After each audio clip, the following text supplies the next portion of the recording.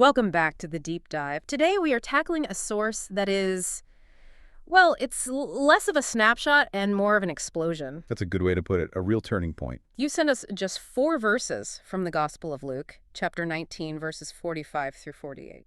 Just 4 verses, but they set everything that follows into motion. Okay, let's unpack this. Yeah. Because what we're looking at is this incredibly dramatic physical confrontation right in the heart of the temple. Right. Jesus doesn't just walk in and talk. He takes direct action. And in doing so, he defines his mission. He challenges the entire economic system of Jerusalem and unifies every powerful faction against him. It's a masterclass in escalation. It really is. And our mission here is to see this not just as, a moment of anger, but as a calculated political statement. This is the point of no return. So we need to look at the action itself, the specific accusation he makes, and then the fallout, the consequences. Exactly. The action, the accusation, and the consequences. It's all right there. The text gives us 3 distinct movements. First, the clearing of the temple. Then the justification, that, quote, a den of robbers. And finally, the reaction from the authorities and, crucially, why they couldn't act. Let's start with that action then. Yes. The text says he entered the temple and immediately, right away, began to drive out those who sold. This sounds like chaos. It's meant to. It's a public performance. A very deliberate act designed to disrupt and, frankly, embarrass the temple administration. And we have to think about the space itself. Where is this happening? It's happening in the court of the Gentiles. This is the outer court, the only place where non-Jews were allowed to come and pray. The only place. The only one. So by filling it with commerce, with money changing and animal selling, the leadership was, in effect, physically blocking them from prayer. Wow. So when he's driving them out, he's literally reclaiming sacred space for its original purpose, for devotion. And this is where it gets really interesting for me. Because why were they selling things there in the first place? I think most of us just assume it's like a convenience market. Right, but it was so much more than that. It was an integrated system, and it was ripe for corruption. So what was the exploitation that Jesus was actually attacking? It was institutional corruption. It was built on a religious necessity. See, there was a mandatory temple tax for all adult Jewish men. Okay. But you couldn't just pay it with any coin. It had to be paid in a specific high-quality silver coin, the Tyrian shekel. Why that one specifically? Because of its silver purity. It was the only currency the temple treasury would accept. Yeah. So if you're a pilgrim coming from, say, Galilee, your local money is no good. You have to exchange it. You have to. And that creates a complete monopoly for the money changers, who, by the way, are operating with the full permission of the temple authorities. Who are no doubt getting a cut. Of course. So they could charge these just exorbitant exchange rates. They were price gouging people who were there to fulfill a religious duty. It's a cartel, basically. It's a cartel.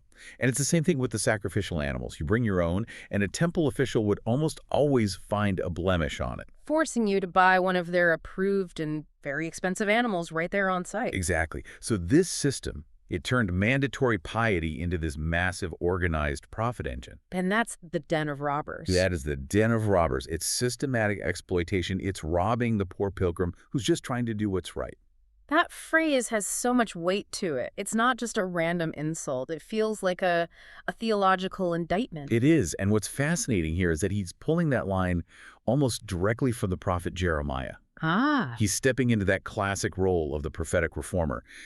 Jeremiah said the exact same thing centuries earlier, that the authorities were treating the temple like a safe house, a hideout. Like they could cheat and steal all week and then just hide behind the sacred walls and everything would be fine. Precisely. As if the building itself gave them a kind of magical immunity.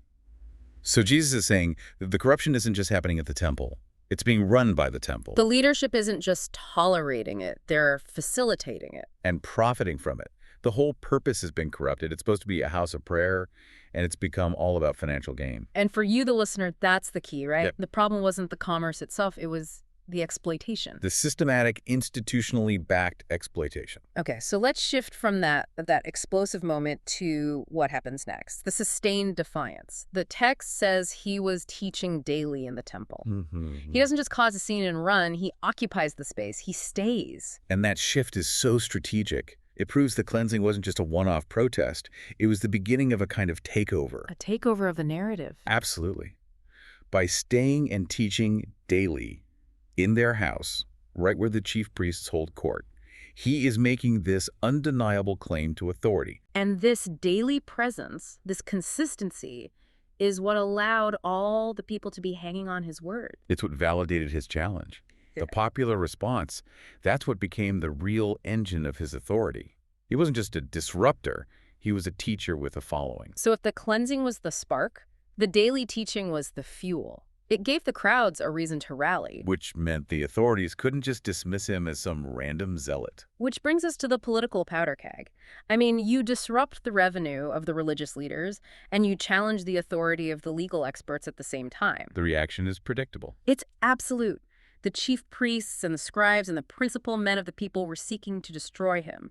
It goes from suspicion to lethal intent. This is where the conflict becomes existential. And if we want to get the bigger picture, we have to look at who makes up this united front. It's everyone. It's the entire power structure. First, you have the chief priests, the Sadducees. They run the temple. He just attacked their credibility and, more importantly, their income. For them, it's a financial crisis. Then the scribes, the legal experts, the theologians, the Pharisees. Right, and he's undermining their entire life's work, their intellectual and religious authority. And he's doing it on their home turf. And then there's that third group, the principal men. Who are they? These are the secular leaders, the elders, the aristocracy. Their main concern is stability, keeping Rome happy. And Jesus looks like a huge threat to stability. A massive threat. His actions could easily spark a riot, which would bring an immediate, brutal Roman crackdown. So for them, it's not about theology. It's about political survival. They need him gone. So you've got financial ruin, theological embarrassment, and political fear all rolled into one. Elimination is the only option on the table. They can't do it. The source introduces this crucial constraint. They did not find anything they could do. They're unified, they're willing, but they're completely stalled. And why? The reason is purely socio-political. For all the people were hanging on his words. That's it. His popularity was his shield. The people's admiration was a kind of public security detail. Right. Trying to arrest him publicly in that moment would have been political suicide. And this is such an important political takeaway for you listening. In that moment, it wasn't some divine shield protecting him. It was grassroots human support. Which is a paradox, right? Yeah. His popularity was his greatest asset, but it was also the very thing that guaranteed the authorities had to get rid of him one way or another. It raises that question. Yeah. How do they get from here, where they're powerless, to later, where they succeed? This passage makes it clear. They realized they couldn't win a public fight. They had to go clandestine. They had to wait for that popular support to waver, even for a moment. What a thin line to walk, protected only by a crowd whose loyalty might not last the night. A very thin line. So to wrap up this deep dive, Luke 19 gives us this incredibly concentrated dose of conflict. It shows Jesus as a radical reformer. Willing to physically confront institutional corruption. And by doing that, by establishing this daily authoritative ministry, he basically guarantees his own destruction. He unites all the power against him. The cleansing was the declaration of war, really. But the daily teaching that followed gave the people a reason to rally, and that's what backed the authorities into a corner. It shows that the real threat to an established order isn't just a moment of chaos. No. It's the sustained, deliberate teaching that reorganizes where people place their loyalty. And if the people's devotion was the only thing protecting him from the powerful, what does that say about that tension between popular support and institutional power? It's an internal conflict. And maybe this is the final thought. If the greatest threat back then was the idea of a simple house of prayer replacing a den of robbers, what necessary reforms today are being held back by institutions more focused on profit than on their actual purpose? A question that never really goes away. We'll see you next time for the next deep dive.